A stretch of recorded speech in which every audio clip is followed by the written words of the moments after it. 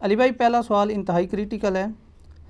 عموماً اہل تشیع حضرات کی جانب سے بات اٹھائی جاتی ہے کہ ایک طرف تو اہل سنت حضرات ام المومنین سیدہ عائشہ رضی اللہ تعالیٰ عنہا کو اتنی رسپیکٹ بھی دیتے ہیں اور جنگ جمل کے حوالے سے ان کے حق میں اجتہادی غلطی ہونے کو دلیل بنا کر ایک اجر کی بشارت بھی دیتے ہیں، جبکہ دوسری طرف انہی سیدہ عائشہ رضی اللہ تعالیٰ عنہا کے قاتل امیر شام معاویہ ابن ابی سفیان کو حضرت اور رضی اللہ تعالیٰ عنہ کے القاب سے بھی نوازا جاتا ہے۔ کیا اہل سنت کا یہ دوہرا معیار منافقت پر مبنی نہیں ہے؟ دل پر ہاتھ رکھ کر انصاف کے ساتھ اس سوال کا جواب دیں۔ دیکھیں میرے بھائی، میں بار بار کہتا ہوں کہ ہم ہیں قرآن حکیم کی روح سے جو بات ہوئی ہے، اولو العلم قائما بالقسط، اہل علم انصاف پر قائم، ٹروتھ لور، سچائی سے محبت کرنے والے۔ تو ہم سے کوئی ایکسپیکٹ نہ کرے کہ ہم یعنی کسی مکتبہ فکر کو سپورٹ کرنے کے لیے سچائی کے اوپر پردہ ڈال دیں گے اور حق سے اناد کریں گے۔ اس سوال کا جواب دینے سے پہلے میں ایک بیسک ٹرم آپ لوگوں کے سامنے تھوڑی ایلیبوریٹ کر دوں۔ اہل سنت کے ہاں ایک ٹرم بولی جاتی ہے، الصحابۃ کلہم عدول، تمام کے تمام صحابہ جو ہیں یہ عدول مانے گئے، یعنی ان کی عدالت جو ہے، یعنی ان کی گواہی قبول کی جائے گی۔ اس سے مراد قطعاً اہل سنت کا یہ موقف نہیں ہے کہ صحابہ کرام علیہم رضوان سے غلطی نہیں ہو سکتی۔ اس سے مراد صرف یہ ہے کہ روایت حدیث میں وہ عادل ہے۔ حدیث کا جب معاملہ آئے گا تو تابعی پہ جرح ہو سکتی ہے، تبع تابعی پہ ہو سکتی ہے، صحابی حدیث کے معاملے میں جھوٹ نہیں بولتا تھا، اور اس کو آپ بڑی آسانی سے سمجھ سکتے ہیں۔ آج دنیا میں کوئی گناہگار سے گناہگار شخص بھی آپ لے آئیں، اس سے کہیں کہ 1 ارب روپیہ لے لو، نبی علیہ السلام کو گالی دے دو، نعوذ باللہ، کوئی تیار ہوگا؟ چاہے وہ بے نمازی کیوں نہ ہوا۔ اسی لیول کا ایک گناہ صحابہ کرام میں کوٹ کوٹ کے نبی علیہ السلام نے بھرا تھا، جو حدیث متواتر ہے، بخاری اور مسلم دونوں میں حدیث ہے، اور مسلم کی پہلی حدیث ہی مولا علی رضی اللہ تعالیٰ عنہ علیہ السلام سے یہی ہے کہ جس شخص نے میری طرف جھوٹی حدیث منسوب کی وہ اپنا مقام دوزخ میں دیکھ لے۔ صحابہ کرام سے بڑی غلطیاں بھی ہوئیں، لیکن یہ غلطی ان سے نہیں ہوئی ہے کہ انہوں نے نبی علیہ السلام پہ کبھی جھوٹی حدیث باندھی ہو، کیونکہ ان کو پتا تھا کہ اگر ہم نے یہ کام کیا نا، باقی تو شاید ہمیں معافی مل جائے، ادھر ہمارا کوئی ظاہر ہے نبی علیہ السلام کے اوپر ہی تو تکیہ تھا۔ تو اسی وجہ سے ہم کہتے ہیں الصحابۃ کلہم عدول۔ یہ جو شیعہ اہل سنت کا مذاق اڑاتے ہیں اور کہتے ہیں کہ یہ صحابہ کو معصوم مانتے ہیں، اور بعض کا سنیوں کی تقریریں بھی اس قسم کی ہوتی ہیں، تو وہ معصوم نہیں مانتے، ہم ان کہتے ہیں ان کی عدالت قائم ہے، ان روایت حدیث میں ان کو قبول کیا جائے گا۔ ایون وہ صحابہ جن سے بڑی اس طرح کی چیزیں رپورٹ ہوئی ہیں بخاری اور مسلم میں، چاہے حضرت معاویہ رضی اللہ تعالیٰ عنہ ہوں، حضرت مغیرہ ابن شعبہ رضی اللہ تعالیٰ عنہ ہوں، حضرت عمر ابن عاص رضی اللہ تعالیٰ عنہ ہوں، اور اسی طریقے سے بسر ابن ابی ارطاء ہوں، باقی لوگ ہوں، حدیثیں ان سے قبول کی گئی ہیں۔ حتیٰ کہ میں آپ کو بڑی حیران کن بات بتاؤں، آپ سنن نبی داؤد کھولیں، انٹرنیشنل نمبر کے مطابق 4129 نمبر حدیث ہے، امام ابن سیرین تابعی المتوفہ 110 ہجری یہ حدیث روایت کرتے ہیں، اور حدیث روایت کر رہے ہیں حضرت معاویہ سے رضی اللہ تعالیٰ عنہ۔ حدیث وہ بیان کرتے ہوئے کہتے ہیں کہ نبی علیہ السلام نے یعنی درندوں کی کھالیں پہننے سے، ان پہ سواری کرنے سے منع کیا، یعنی یہ تکبر کی علامت ہے۔ حدیث بیان کر کے وہ ساتھ پھر کہتے ہیں وَقَانَ مُعَاوِيَةُ، یعنی معاویہ رضی اللہ تعالیٰ عنہ جو تھے، لا يُتَّهَّمُ فِي الْحَدِيثِ عن رسول اللہ صلی اللہ علیہ وآلہ وسلم، ان سے حدیث روایت کرنے کے اعتبار سے ان پہ کوئی تہمت نہیں ہے، وہ متہم نہیں تھے، یعنی ایسا شخص جس پہ تہمت ہونا کہ جھوٹ بولتا ہے، یہ غلط بیانی کرتا ہے۔ تو حضرت معاویہ رضی اللہ تعالیٰ عنہ پہ اس حوالے سے پولیٹیکلی ان کے بارے میں کافی ساری چیزیں ملتی ہیں، اور بڑی یعنی وہ دل خراش چیزیں ہیں۔ وہ میرا کربلا والا آپ ریسرچ پیپر پڑھ لیں، میں اینڈ پہ انشاءاللہ تعارف بھی کروا دوں گا تو آپ کو پتہ چلیں گی۔ لیکن ابن سیرین کہہ رہے ہیں کہ وَقَانَ مُعَاوِيَةُ لَا يُتَّهَّمُ فِي الْحَدِيثِ، حدیث کے معاملے میں اس سے کوئی جھوٹ بولنا ثابت نہیں ہے، باقی زندگی میں ضرور اس سے کوئی ایسی غلطیاں ہوئی ہیں، غلط بیانیاں بھی ہوئی ہوں گی، حدیث اس نے کوئی بیان نہیں کی جھوٹی۔ تو اب یہ حضرت ابو بکر، عمر، عثمان و علی رضی اللہ عنہم اجمعین و علیہم السلام اجمعین سے جب تابعین حدیثیں بیان کرتے تھے تو اس طرح تو نہیں کہتے تھے کہ ان پہ کوئی تہمت نہیں ہے جھوٹ بولنے کی. حضرت معاویہ رضی اللہ تعالیٰ عنہ کے بارے میں ان کو کیوں بولنا پڑا؟ اس کے لیے آپ ہمارا کربلا والا ریسرچ پیپر نمبر 5B پڑھیں، اس کا تعارف ہم آپ کو اس سوال کے اینڈ پہ کروائیں گے تاکہ آپ کو حقائق کھل کے سامنے ہیں. حدیث کے معاملے میں تو کوئی تہمت نہیں ہے، باقی زندگی میں پولیٹیکلی ان سے کئی ایک چیزیں ہوئیں، ان پہ ہم بس یہی کہہ سکتے ہیں انا للہ و انا الیہ راجعون. البتہ یہ جو حضرت معاویہ رضی اللہ تعالیٰ عنہ پہ تہمت لگائی گئی ہے کہ انہوں نے سیدہ عائشہ کو قتل کروایا تھا، یہ کوئی روایت اہل سنت کے ہاں نہیں ملتی. شیعہ کے ہاں بھی ایک من گھڑت روایت ملتی ہے کہ سیدہ عائشہ کے سفر کے دوران جو راستہ تھا وہاں حضرت معاویہ نے کوئی بڑا سا گڑھا کھدوایا اور اس کے اوپر گھاس پھوس ڈال دی، پتہ ہی نہ چلے. تو حضرت عائشہ سلام اللہ علیہا جب وہاں سے گزریں تو وہ اپنے اونٹ سمیت اس میں اوندھی جا کے گریں اور وہیں پہ وہ شہید ہو گئیں. لیکن یہ بالکل جھوٹی روایت ہے اور اس کی کوئی سند موجود نہیں ہے. ایون اس دور میں آپ کو پتہ ہے حضرت معاویہ رضی اللہ تعالیٰ عنہ سے سخت علمی اختلاف رکھنے والی بڑی پرسنالٹیز میں سے مولانا اسحاق صاحب رحمۃ اللہ علیہ بھی تھے، فیصل آباد والے. میں نے ان کے ساتھ 1-to-1 کوسچن آنسر سیشن کیا تھا 23 مارچ 2012 کو، 40 کوسچنز ود مولانا اسحاق. اس میں نے یہ سوال سیم ان سے بھی کیا تھا. ان سے بڑا کوئی حضرت معاویہ رضی اللہ تعالیٰ عنہ کا کریٹک نہیں تھا، لیکن انہوں نے اس سوال کے جواب میں کہا بیٹا یہ بالکل جھوٹ ہے. کوئی حضرت عائشہ کے لیے گڑھا نہیں معاویہ نے کھودا، کوئی انہوں نے جھوٹی حدیث نبی علیہ السلام پہ بیان نہیں کی ہے. یہ دو چیزیں جو ہے نا بالکل. پھر انہوں نے اس میں شیعہ کے والے سے بھی کہا کہ یہ جو کہتے ہیں نا کہ حدیثیں گڑھوائی تھیں، وہ لائیں کون سی حدیث گھڑی تھی؟ تو کوئی ایسی حدیث نہیں. یہ ضرور ہے کہ بنو امیہ کے لوگوں نے بعد میں حضرت معاویہ کو اوپر کرنے کے لیے جھوٹی روایتیں گھڑی، لیکن حضرت معاویہ نے خود ایسا کوئی کام نہیں کیا، کیونکہ حدیث کے معاملے میں وہ ڈرتے تھے. کیونکہ اگر نبی علیہ السلام سے پھڈا لے لیا پھر تو امید کی وہ کریں نہیں باقی نہیں رہے گی، کوئی آپ کی شفاعت بھی نہیں کرے گا. تو وہ ابن سیرین کا قول سنن ابی داؤد 4129 وَكَانَ مُعَاوِيَةُ لَا يُتَّهَّمُ فِي الْحَدِيثِ عن رسول اللہ صلی اللہ علیہ وآلہ وسلم. یہ یاد رکھے تو آپ کو معاملات کلیئر ہو جائیں گے. لیکن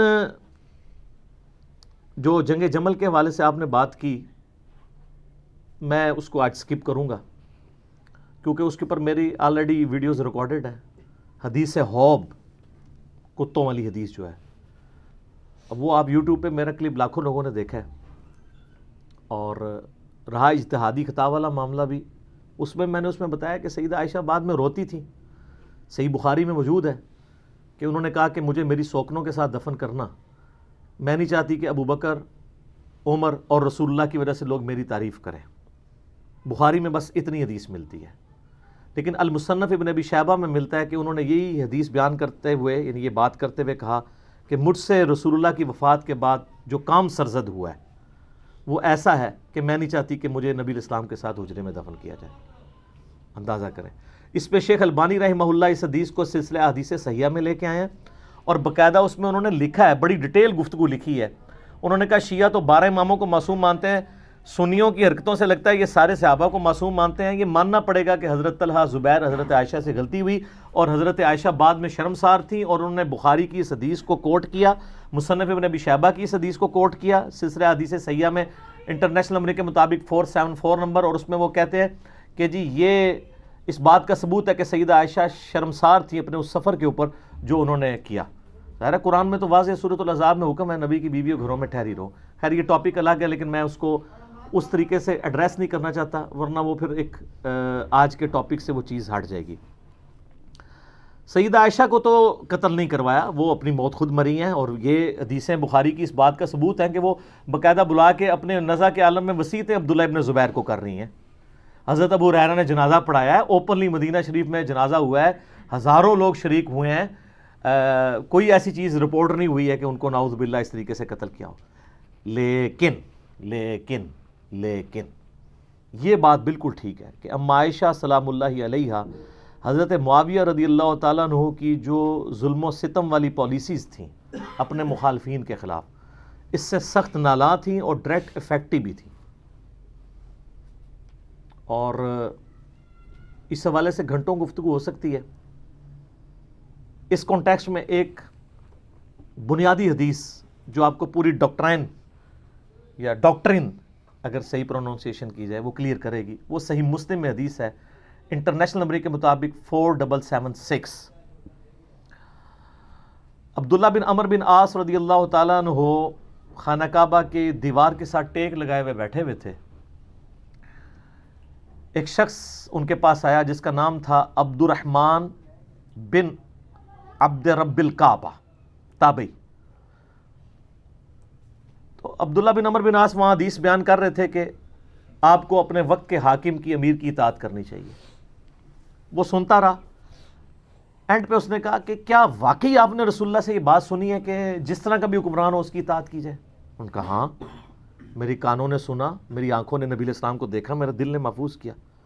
تو انہوں نے کہا اگر یہی بات ہے تو اس وقت جو ہمارا حکمران ہے آپ کے چچا کا لڑکا معاویہ ابن ابی سفیان رضی اللہ تعالیٰ عنہما, ہم تو ظاہر رسپیکٹ ہی کریں گے اس کی وجہ سے کہ علی کی شیعہ وہ ہوتے ہیں جو مخالفین کے لیے بھی دعا کرتے ہیں, اور بنو امیہ کے شیعہ وہ ہوتے ہیں جو ہے وہ مولا علی پہ ممبروں پہ سب و شتم کرواتے ہیں. یہ بھی ٹاپک الگ سے ہے, میرے اس پہ بھی کلپ ریکارڈڈ ہے. تو یہ آپ کے چچا کا جو لڑکا ہے یہ تو ہمیں کہتا ہے کہ ہم لوگوں کا مال ناحق طریقے سے ہڑپ کریں اور لوگوں کو ناحق قتل کریں, جبکہ قرآن کہتا ہے سورہ نساء کی آیت نمبر 29 اس تابعی نے صحابی کو سنائی کہ قرآن تو کہہ رہا ہے کہ ایک دوسرے کا مال حرام طریقے سے ہڑپ مت کرو اور ایک دوسرے کو قتل نہ کرو, اور آپ کے چچا کا لڑکا معاویہ ہمیں اس بات پہ ابھارتا ہے کہ ہم لوگوں کو ناحق قتل بھی کریں, ان کا مال بھی لوٹیں. اب اتنی سخت بات سن کے حضرت معاویہ رضی اللہ تعالیٰ عنہ کے بارے میں ان کے چچا زاد عبداللہ بن عمر بن عاص جو خانہ کعبے کے ساتھ ٹیک لگائے ہوئے بیٹھے تھے وہ خاموش ہو گئے تھوڑی دیر کے لیے, سر جھکا لیا. پھر انہوں نے سر اٹھا کے کہا کہ جن معاملات میں معاویہ تمہیں اللہ اور اس کے رسول کے مطابق چلنے کا حکم دیتا ہے اس میں اس کی اطاعت کرو, اور جس میں وہ اللہ کی نافرمانی کا تمہیں حکم دے اس میں تم اس کی نافرمانی کرو. دیکھیں یہ صحابی کی اپروچ یہی ہوتی ہے. یہ ہے وہ بنیادی حدیث جس سے آپ کو پتہ چلے گا کہ اس وقت سینیریو کیا بنا ہوا تھا. اب اس کے بعد آپ ذرا اس طرف آ جائیں کہ سیدہ عائشہ ڈائریکٹ افیکٹی کیوں تھی. سیدہ عائشہ کے بھائی تھے ایک محمد ابن ابی بکر, ان کو حضرت معاویہ رضی اللہ تعالیٰ عنہ نے قتل کروایا تھا. محمد بن ابی بکر 9 ہجری میں پیدا ہوئے ہیں اور 30 سال سے کم ان کی عمر تھی کہ ان کو قتل کر دیا گیا, اور ان کا بیٹا ایک ہی تھا قاسم, اور قاسم کی جو آگے سے بیٹی تھی وہ تھی فاطمہ جو امام جعفر صادق علیہ السلام کی ماں ہے. اکثر سنی بڑے فخر سے کہہ رہے ہوتے ہیں اہل بیت کے امام جو ہیں وہ تو حضرت ابوبکر صدیق کی اولاد میں سے ہیں. سر حضرت ابوبکر صدیق رضی اللہ تعالیٰ عنہ کی وہ اس اولاد سے ہیں جو بنو امیہ کے بہت مخالف تھی, وہ آپ والی وہ اولاد نہیں ہے. سمجھ رہی بات کی؟ اس کی حدیثیں ہیں بخاری میں قاسم کی جو محمد بن ابی بکر کا بیٹا ہے. اچھا میرے بھائیو, جو محمد ابن ابی بکر ہے نا رضی اللہ تعالیٰ عنہ علیہ السلام, یہ کوئی عام بندہ نہیں ہے. یہ سیدنا ابو بکر کے وہ بیٹے ہیں جو نبی علیہ السلام کے آخری حج کے دوران پیدا ہوئے تھے, اور ان کی والدہ اسما بنت امیس نبی علیہ السلام کے ساتھ حج کے لیے تشریف لے گئی تھی, اور بخاری مسلم میں موجود ہے کہ اس دوران وہ کہتے ہیں میں نے محمد کو جنا. ماشاءاللہ. تو نبی علیہ السلام نے ان کو دیکھا ہوا ہے, ان کی زیارت نبی علیہ السلام نے کی ہے, اور انہوں نے نبی علیہ السلام کی زیارت کی ہوئی ہے, لیکن اپنی شیر خارگی کی عمر میں. صحابی بھی آپ کہہ سکتے ہیں, تابعی تو ہیں ہی ہیں. بار نبی علیہ السلام نے آمنا سامنا ہوا ہے. اچھا پھر سیدنا ابوبکر تو فوت ہو گئے 13 ہجری کے اندر, تو اس وقت ان کی عمر آلموسٹ 4 سال تھی, چھوٹے سے بچے تھے. تو ان کی جو والدہ تھی نا اسما بنت امیس, حضرت ابوبکر کی وفات کے بعد حضرت علی نے ان سے شادی کر لی. اب حضرت علی نے جب شادی کی تو ان کی ساری پرورش محمد بن ابی بکر کی کس نے کی؟ مولا علی نے. اسی لیے جنگ جمل میں اور جنگ صفین میں یہ حضرت علی کے کمانڈر تھے, اور یہی تھے جو سیدہ عائشہ کو جا کے سمجھاتے تھے حجرے میں کہ بہن تو کس طرف چل پڑی ہے. اور یہی وہ تھے کہ جب مولا علی نے سیدہ عائشہ کو احترام کے ساتھ جمل میں شکست کے بعد جب واپس مدینہ شریف روانہ کیا تو محمد بن ابی بکر کو ساتھ بھیجا تھا کہ تم اپنی بہن کے ساتھ جاؤ. تو سیدہ عائشہ کی ان سے ایک بڑا اس اعتبار سے شغف بھی تھا, یہ بڑے ہمدرد بھی تھے. تو یہ محمد بن ابی بکر رحمہ اللہ تعالی و رضی اللہ تعالیٰ عنہ و علیہ السلام کی کلیریفیکیشن اس حوالے سے ضروری تھی. اور دیکھ لیں صرف 30 سال کی عمر میں وہ شہید ہوئے ہیں، لیکن آتی دنیا کے لیے اپنا اثر چھوڑ گئے. اللہ تعالیٰ ان سے راضی ہو. قیامت والے دن اللہ تعالیٰ ہمیں ایسے اپنے نیک بندوں کا ساتھ نصیب فرمائے. آمین ثم آمین.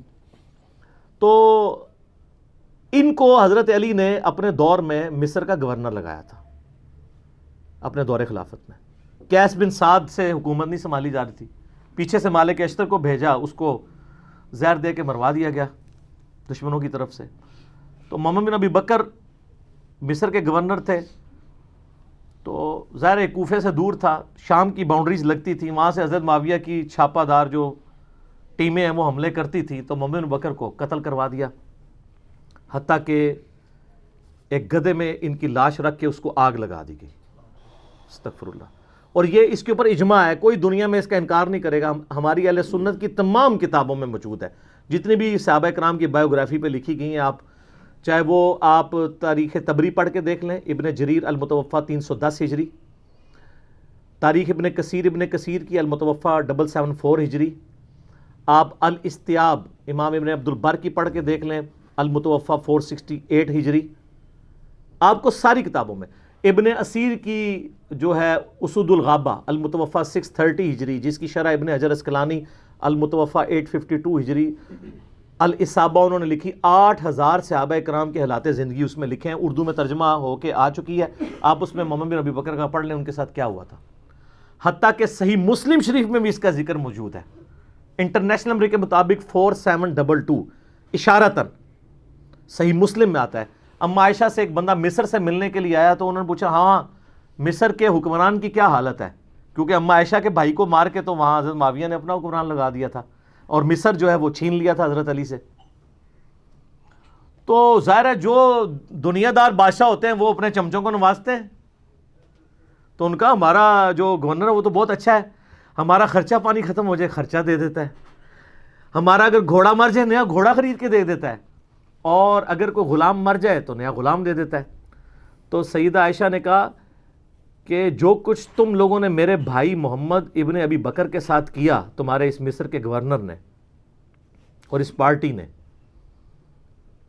یہ بات مجھے اس چیز سے نہیں روکے گی کہ میں تمہیں رسول اللہ کی ایک حدیث سناؤں جو اسی حجرے میں جہاں تم مجھ سے ملنے آئے ہو. اما عائشہ وہ پردے میں ملا کرتی تھی.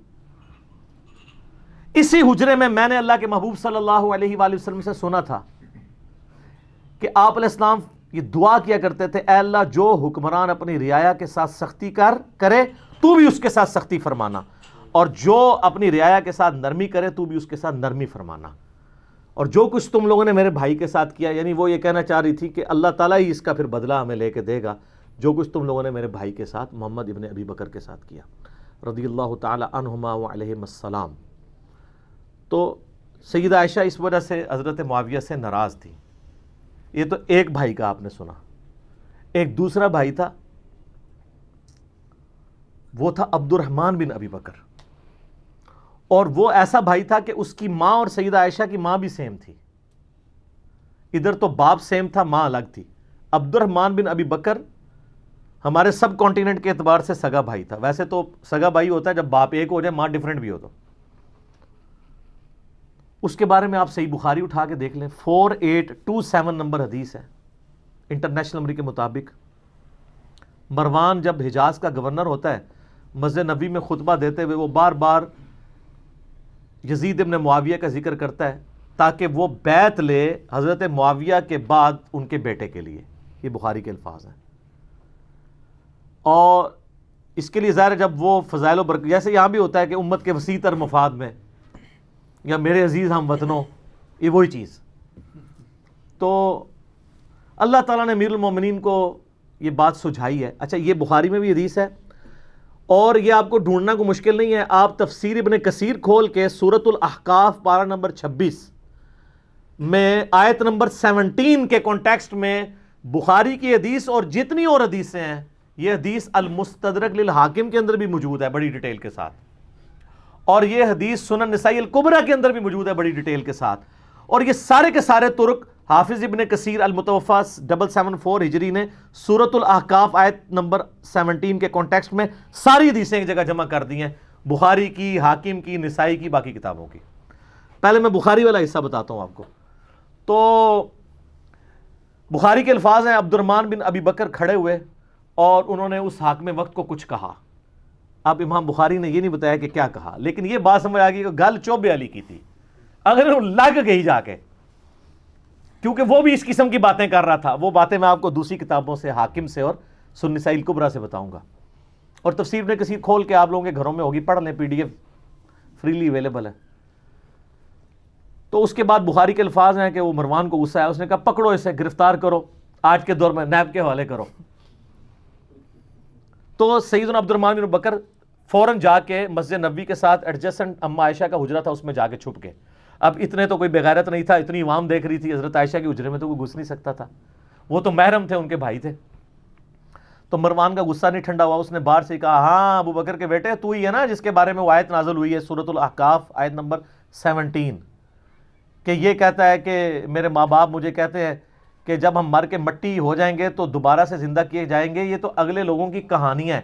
ابو بکر کے بیٹے یہ تیرے بارے میں نازل ہوئی ہے، تو اپنے ماں باپ کو کہتا تھا کہ قرآن اگلے لوگوں کی کہانی ہے، نعوذ باللہ، کتنا بڑا جھوٹ بولا۔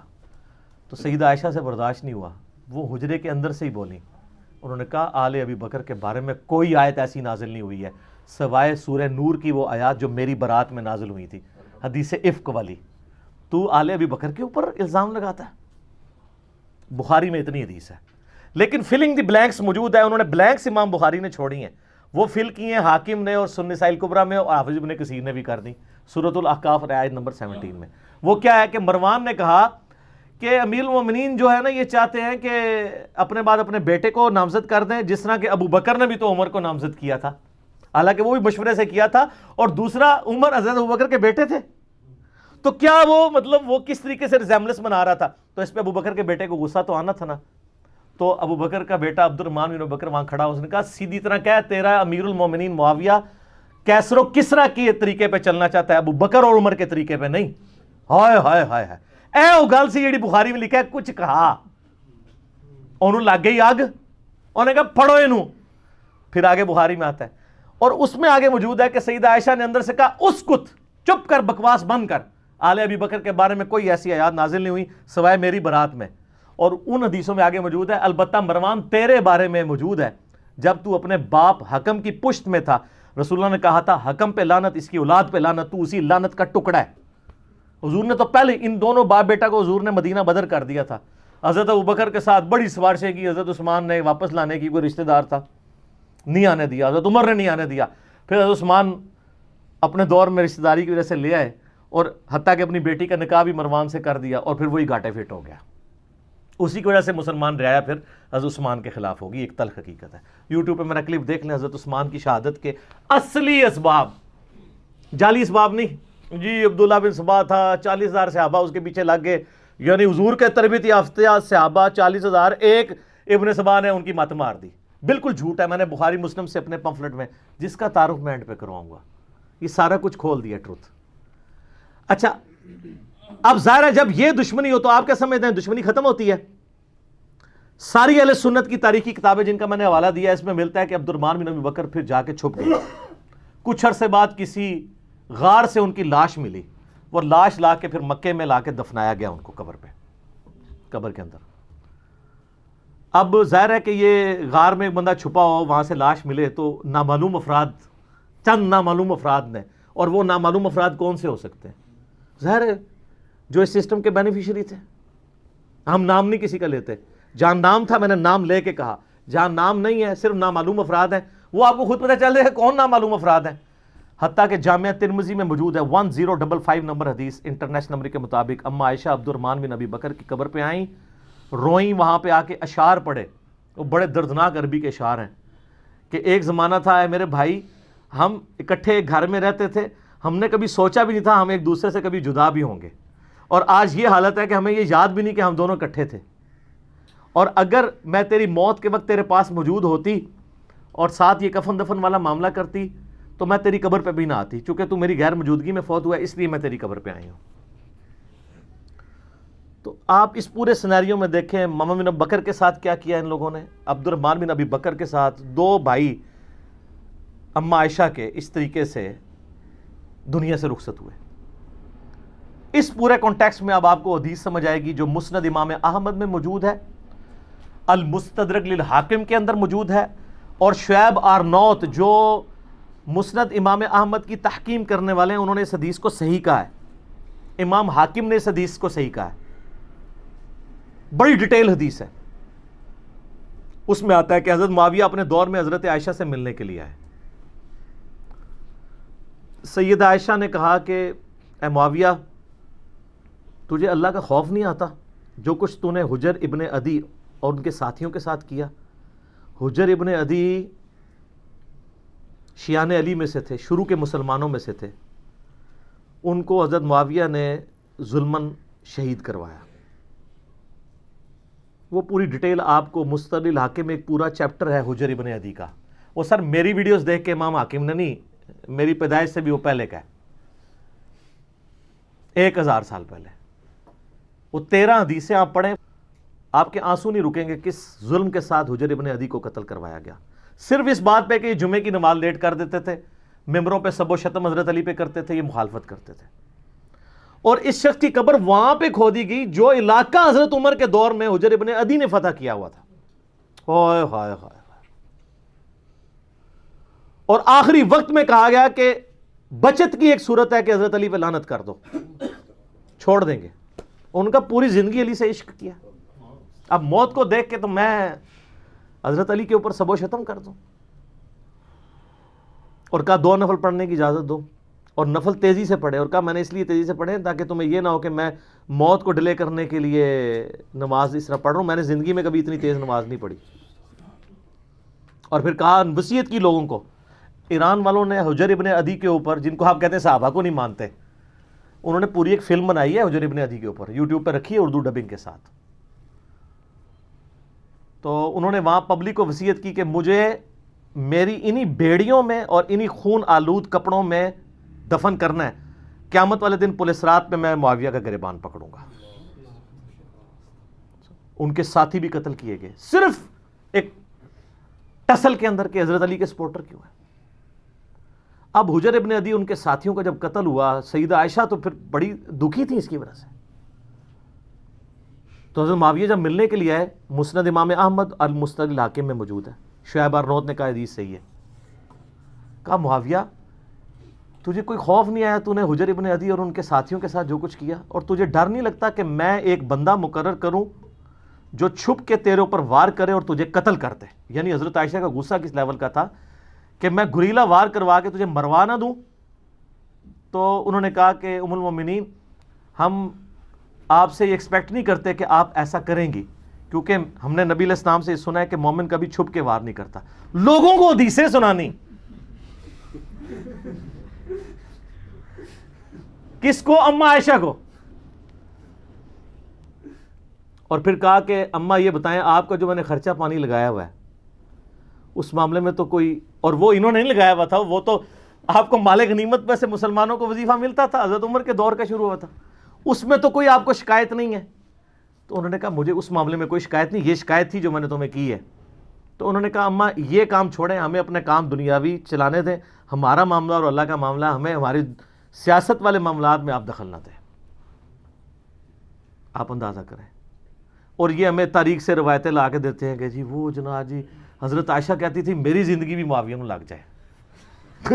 اس سے تہاڈی ہسی بھی دستی ہے کہ روایتاں کس نے کڑیاں ہونیاں نے, کیونکہ حدیثیں کچھ اور بتا رہی ہیں. ٹھیک ہے, تو یہ کوئی شخص کہے گا جس کے بھائی قتل ہوئے ہوں, جس نے اتنے قتل عام دیکھا ہو. اسی لیے آپ دیکھ لیں کہ سیدہ عائشہ کو ساری گیم سمجھ آ گئی تھی. جنگ جمل میں بھی ان کو مس یوز کیا گیا, بعد میں ان کو ساری بات سمجھ آ گئی تھی. تو یہ وہ کہانیاں بنا بنا کے بتاتے ہیں.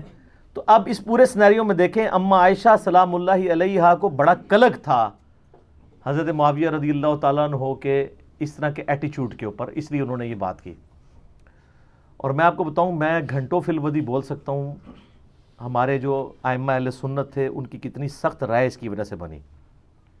مثلا امام ہیں علی ابن الجعد, بعض سے ابن الجود پڑھتے ہیں لیکن یہ زبر کے ساتھ ہے. المتوفا 230 ہجری، امام بخاری امام مسلم کے استاد ہیں. صحیح بخاری میں 14 حدیثیں، 14 حدیثیں ان سے ہیں.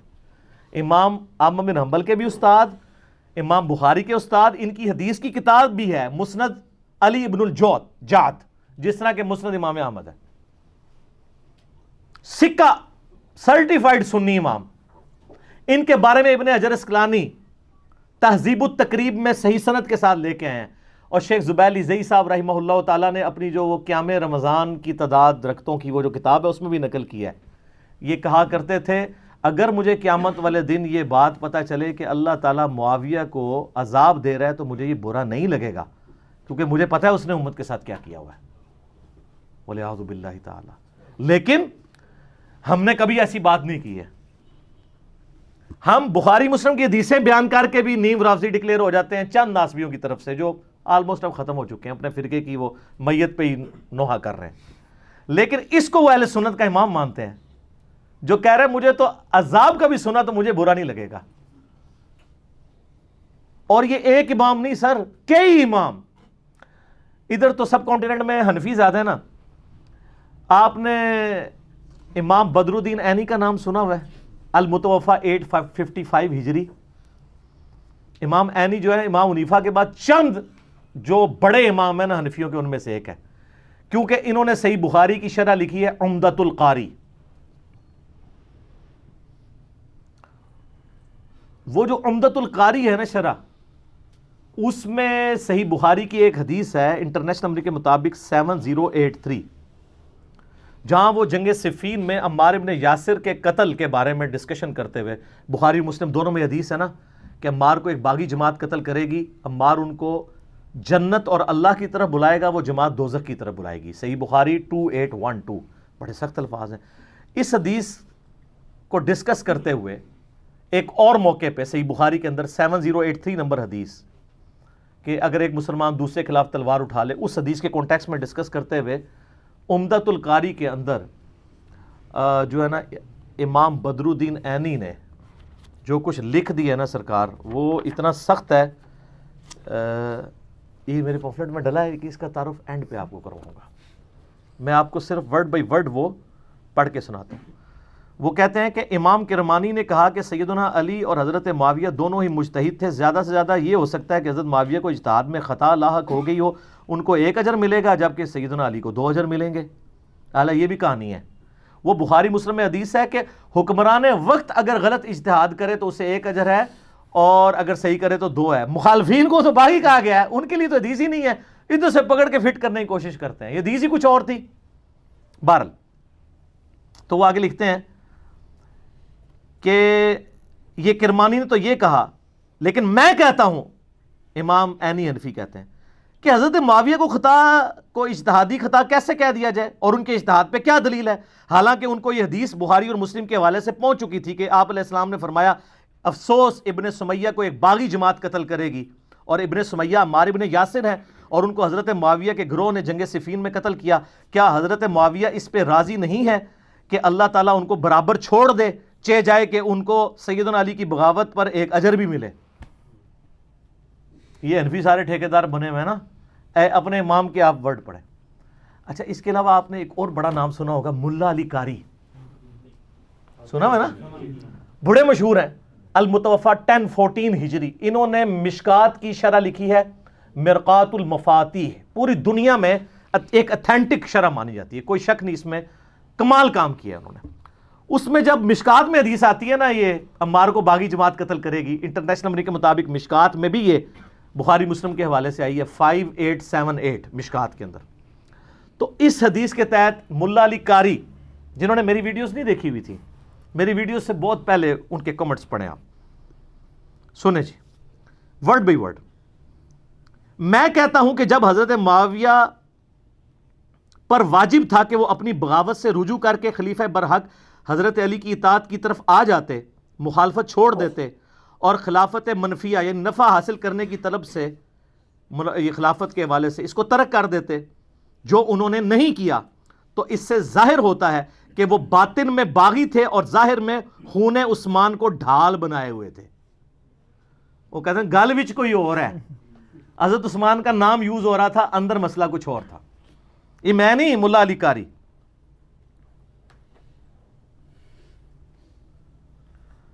چنانچہ ڈھال بنائے ہوئے تھے لوگوں کو دکھانے کے لیے، یہ بھی الفاظ لکھے ہیں.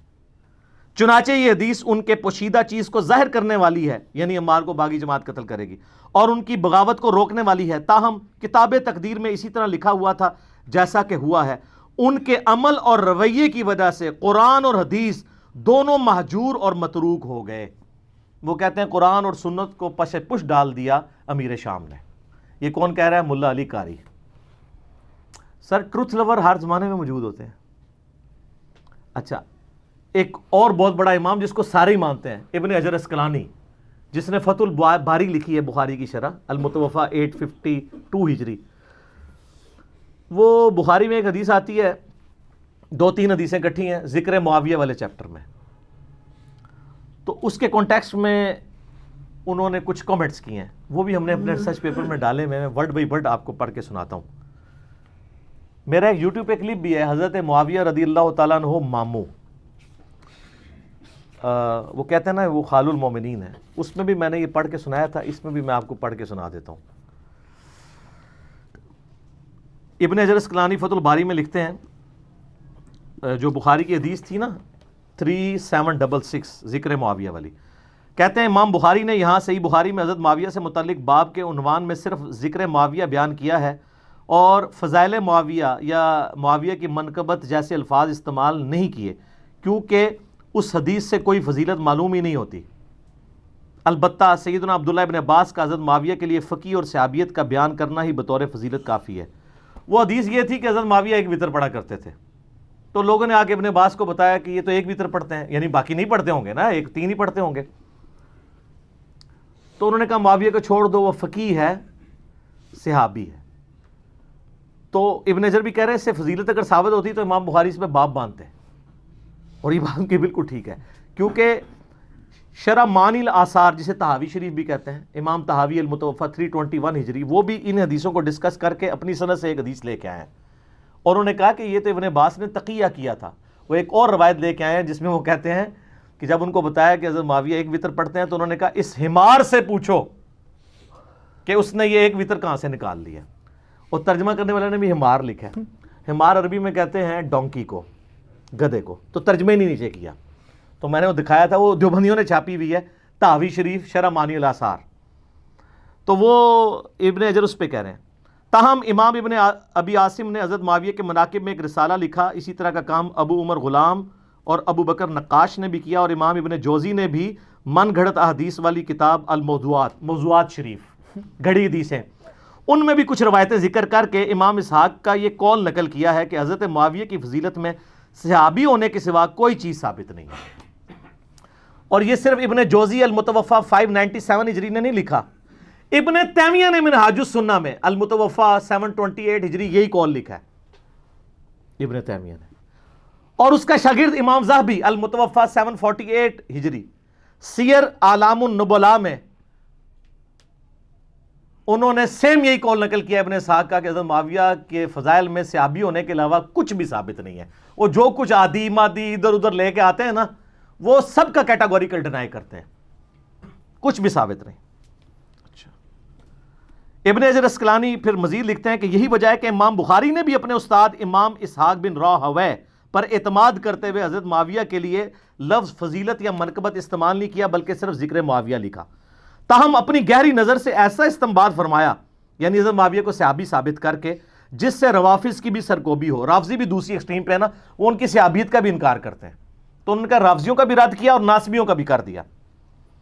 اور امام نسائی کا واقعہ اس بارے میں بڑا مشہور ہے کہ انہوں نے بھی اپنے استاد، ان کا بھی استاد امام اسحاق ہی ہے، بخاری کا بھی استاد ہے، کہ قول پر اعتماد کیا اور اپنی مشہور کتاب فضائل صحابہ میں کوئی بھی حدیث حضرت معاویہ کی فضیلت کے لیے انہوں نے نہیں لی ہے. پھر امام حاکم کا بھی قصہ یہی ہے، ان کو بھی یعنی مارے کھانی پڑی حضرت علی کی شان میں حدیثیں بیان کرنے سے. اور امام ابن جوزی نے بھی عبداللہ بن احمد بن حنبل سے ان کے والد امام احمد بن حنبل رحمہ اللہ کا مکالمہ بھی ذکر کیا ہے. اور انہوں نے اب وہ کیا ذکر کیا جی، وہ لکھتے ہیں کہ میں نے اپنے والد امام بن حنبل سے پوچھا کہ سیدنا علی اور حضرت معاویہ کے اختلافات سے متعلق آپ کی کیا رائے ہے؟ امام بن حنبل سے پوچھا تو امام بن حنبل نے تھوڑی دیر سر جھکائے رکھا، پھر فرمایا میرے بیٹے سمجھ لو، ایک جملے میں سب کچھ کنکلوڈ کیا۔ علی کے دشمن بہت زیادہ تھے جنہوں نے بڑی کوشش کی کہ ان کے عیب تلاش کیے جائیں مگر ناکام رہے، چنانچہ انہوں نے متبادل چال کے طور پر دوسرے شخص یعنی معاویہ کو مقصد براری کے لیے موضوع پایا جو علی سے جنگیں کر چکا تھا، چنانچہ ان دشمنوں نے حضرت علی کے مقابلے پہ اس کو بڑھا چڑھا کر پیش کیا۔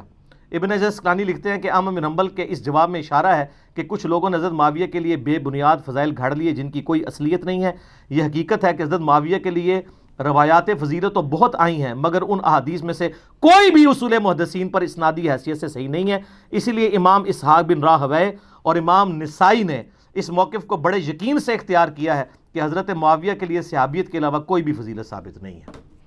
اور امام نسائی کو تو آپ کو پتہ ہے شہیدی اسی وجہ سے کیا گیا تھا، وہ کہتے ہیں نہیں کوئی ثابت نہیں ہے۔ دارالاسلام والوں نے سنن نسائی جو اردو میں چھاپی ہے اس کے مقدمے میں ان کی شہادت کا واقعہ تواتر سے ہی نقل ہوا ہے، تمام ائمہ محدثین نے نقل کیا ہے کہ امام نسائی جو ہے وہ مقتول جو ہے وہ محبت اہل بیت ہیں، ٹھیک ہے۔ تو یہ یعنی اماموں کی آپ دیکھیں کہ یعنی کہ اماموں کے کامنٹس ہیں، یہ میرے کہنے پہ نہیں۔ اور ابھی پچھلے دنوں میرا ایک کلپ ریکارڈ ہوا ہے محمد بن عبد الوہاب شیعہ، اس میں نے محمد بن عبد الوہاب کے بیٹے عبداللہ بن محمد بن عبد الوہاب المتوفی 1246 ہجری ان کے کتنے حوالے دیے؟ تلک عشرۃ کاملہ، 10 حوالے دیے ہیں، 2-3 سن لیں۔ ایک وہ لکھتے ہیں کہ حضرت علی والے چیپٹر میں اینڈ پہ حضرت معاویہ نے اہل شام سمیت حضرت علی کی بیعت نہیں کی، پھر ان کی صرف مخالفت ہی نہیں کی بلکہ ان پر قتل عثمان میں معاونت اور رضامندی کا بھی الزام دھرا مگر اللہ نے ان کو بچا لیا۔ کتنے سخت الفاظ ہیں۔ پھر وہ آگے لکھتے ہیں عمار کی شہادت کے بعد عمر ابن عاص نے تو لڑائی ترک کر دی تھی اور بہت سے لوگوں نے پیروی چھوڑ دی تھی حضرت معاویہ کی۔ حضرت معاویہ نے ان سے پوچھا کہ آپ نے لڑائی کیوں ترک کی؟ انہوں نے کہا ہم نے عمار کو قتل کر دیا ہے اور میں نے حضرت سے سنا تھا صلی اللہ علیہ وآلہ وسلم کہ عمار کو ایک باغی جماعت قتل کرے گی، معلوم ہوا کہ ہم باغی ہیں۔ حضرت معاویہ بولے خاموش رہو، واللہ تو اونٹ کی طرح اپنے ہی پیشاب میں گرتا ہے۔ یہ عرب کا محاورہ تھا کہ تجھے اگر پتہ ہے تو اپنے ہی پیشاب اس پر ڈگنا ہے۔ کیا ہم نے ان کو قتل کیا؟ ان کو تو علی ان کے ساتھیوں نے قتل کیا جنہوں نے لا کے انہیں ہماری تلواروں کے درمیان پھینک دیا، ہم تو اپنے بچاؤ میں لڑ رہے تھے جس میں وہ قتل ہو گئے۔ اس کی خبر جب حضرت علی کو ہوئی تو انہوں نے فرمایا اس طرح تو پھر حضرت حمزہ کو حضرت نے خود قتل کیا تھا کہ جنہوں نے کافروں کے مقابلے پہ حمزہ کو بھیج دیا۔ ہائے کتنی بڑی پھکی دیتی مولا علی نے، ایڈی بڑی پھکی مولا علی دے سکتے ہیں یا انجینئر علی صاحب دے سکتے ہیں۔ انہوں نے کہا اگر یہ اتنی لاجک مان لی جائے، وہ تو عمار تو حضرت علی کی فیور میں لڑ رہا تھا، تو کہہ رہے نہ وہ آتا حضرت علی کی طرف سے نہ ساڑی تلوار تھلے آگے مردا، نعوذ باللہ۔ آگے پھر انہوں نے ایک اور جگہ لکھا ہے اسی میں حضرت علی والے چیپٹر میں، بنو امیہ ان کی تنقیص اور ان کے بارے میں نازیبا الفاظ استعمال کرتے رہے۔ میں نے بخاری مسلم سے ثابت کیا ہے کہ ممبروں پر حضرت علی پہ یہ لوگ لعنت کرواتے تھے۔ صحیح مسلم 6229 انٹرنیشنل نمبر کے مطابق الفاظ ہیں لعن اللہ ابا تراب، علی ابن ابی طالب ابو تراب پر اللہ کی لعنت، نعوذ باللہ۔ انہی پر لوٹ کی ظاہر ہے۔ وہ کہتے ہیں نازیبا الفاظ استعمال کرتے رہے مگر اس سے علماء کے دل میں علی کی محبت اور بڑھ گئی، قدر و منزلت میں اضافہ ہو گیا۔ عمر بن عبداللہ بن زبیر کہتے ہیں کہ بنو امیہ 60 سال تک حضرت علی کو گالیاں دیتے رہے مگر ان کا کچھ نہ بگاڑ سکے، بلکہ ان کی شان پہلے سے بھی بلند ہو گئی۔ دین نے ایک عمارت کھڑی کی جسے دنیا نے گرانے کی کوشش کی، دنیا کچھ نہ بنا سکی مگر جو کچھ بنایا اس کو بھی منہدم کر دیا، یعنی دنیا اپنا بھی گواہ بیٹھی، حضرت علی کو نہیں نیچے کر سکی۔ تو اس قسم کی یعنی کئی ایک محدثین کے اقوال ہیں۔ اب یہ سارے کے سارے مولوی پنجے جھاڑ کے پڑ گئے پیچھے مودودی صاحب کے، حالانکہ میں بتاؤں آپ نے اس سارے ائمہ کے اقوال سنے، سب سے سافٹ لینگویج اگر کسی کی ہے تو مودودی صاحب کی ہے۔ آپ سن کے حیران ہو جائیں گے۔ مولانا مودودی نے خلافت و ملوکیت کا جو چوتھا چیپٹر ہے، 4 نمبر، چوتھا چیپٹر، خلافت راشدہ سے ملوکیت کا سفر، اس کے اینڈ پہ کچھ جملے لکھے ہیں، ورڈ بائی ورڈ سنیں۔ اس طرح خلافت راشدہ کا نظام کا آخری اور قطعی طور پر خاتمہ ہو گیا۔ خلافت کی جگہ شاہی خانوادوں نے لے لی اور مسلمانوں کے اس کے بعد سے آج تک پھر اپنی مرضی کی خلافت نصیب نہ ہو سکی۔ حضرت معاویہ رضی اللہ تعالیٰ عنہ کے محامد اور مناقب اپنی جگہ پر، ان کا شرف صحابیت بھی واجب الاحترام ہے۔ ان کی یہ خدمت بھی ناقابل انکار ہے کہ انہوں نے پھر سے دنیا اسلام کو ایک جھنڈے کے تلے جمع کیا اور دنیا میں اسلام کے غلبے کا دائرہ پہلے سے زیادہ وسیع کر دیا. ان پر جو شخص لان تان کرتا ہے وہ بلا شبہ زیادتی کرتا ہے. یہ مودودی صاحب لکھ رہے ہیں, کہتے ہیں ایک مودودی 100 یہودی, پڑھے بغیر ہی, ایک غریب تو بدتمیز, پڑھا ہے ہی کچھ نہیں, الزام. لیکن ان کے غلط کام کو تو غلط کہنا ہی ہوگا. اسے صحیح کہنے کے معنی یہ ہوں گے کہ ہم اپنے صحیح اور غلط کے معیار کو خطرے میں ڈال رہے ہیں. بس کون سی سخت لینگویج استعمال کی ہے؟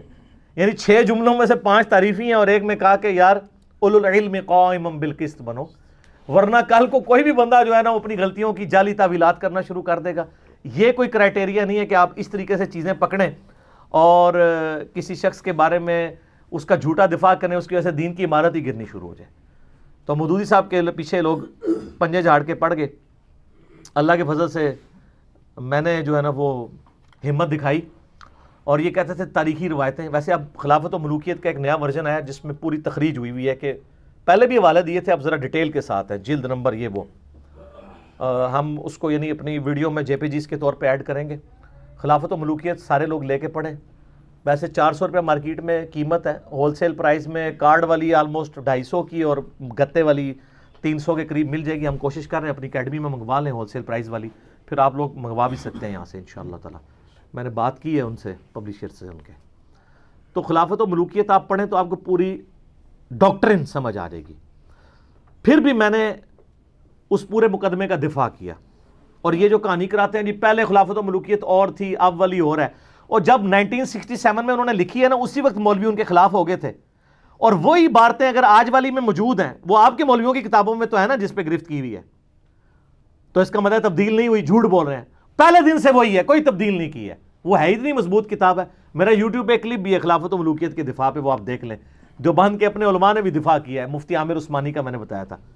یہ سر میرا ریسرچ پیپر ہے, واقعہ کربلا کا حقیقی پس منظر 72 صحیح الاسناد احادیث کی روشنی میں, جس میں میں نے 200 روایتیں اکثر بخاری اور مسلم سے جمع کی ہیں, اہل سنت کی مین سٹریم کتابوں سے. 72 کا ٹائٹل میں نے شہدائے کربلا کی نسبت سے لیا. حدیثیں 200 سے زیادہ ہیں, ایک ایک نمبر پہ کئی حدیثیں ہیں. مثلا 33 نمبر پہ غدیر خم کے 8 طرق میں نے جمع کیے ہیں. یہ پمفلٹ عربی میں بھی ہے, اردو میں بھی ہے, انگلش میں بھی ہے, ہندی میں بھی ہے, تو باقی تو کوئی زبان بچی نہ. فری ڈاؤن لوڈ کریں اس کی سافٹ کاپی, پروفیشنل PDF ہماری ویب سائٹ ahlusunnatpark.com سے. اور اگر آپ کو ہارڈ کاپی چاہیے آپ ہمارے اکیڈمی کے نمبر پہ رابطہ کریں صبح 9 سے لے کے شام 5 بجے تک, +92-321-5900-162. پاکستان سے کریں گے تو 0321-5900-162. رابطہ کریں. یہ اور اس کے ساتھ میرے 8 ریسرچ پیپر اور 9 ریسرچ پیپر اور 3 اذکار کارڈ, 12 کا پیکج, نو پروفٹ اور تھوڑے سے لاس پہ, صرف 200 روپیز میں پورے ملک کے اندر ہم بھیجتے ہیں. اس کی فوٹو کاپی نہیں 200 روپے کی ہوتی, اور یہ کلرڈ چھپے ہوئے ہیں سارے ریسرچ پیپرز. وہ آپ منگوائیں اور اس کو آپ پڑھیں. اس میں میں نے اکثر حدیثیں بخاری مسلم سے دور حاضر کے بڑے بڑے محدثین, شیخ البانی, شیخ زبیر لیزئی, شیخ شعیب ارنوت رحمہم اللہ اجمعین, اور اس کے علاوہ باقی محدثین کی باقاعدہ تحکیم لگائی ہوئی ہے, اور پوری گیم سمجھائی ہے خلافت راشدہ سے سیدنا عمر کی شہادت سے لے کے سیدنا حسین کی شہادت تک. خلفائے راشدین کون ہے, سیدنا عثمان کی شہادت کے اصلی اسباب کیا ہے, جنگ جمل صفین نہروان کے اوپر بخاری مسلم کی حدیثیں, اس کے بعد صلح حسن, پھر حضرت معاویہ کا دور ملوکیت, اور پھر یزید کی ولی عہدی, اور پھر الٹیمیٹلی سیدنا حسین ابن علی کی مظلومانہ شہادت. یہ سارے کے سارے ٹاپکس میں نے ان ڈیپتھ اس کے اندر کور کیے ہیں.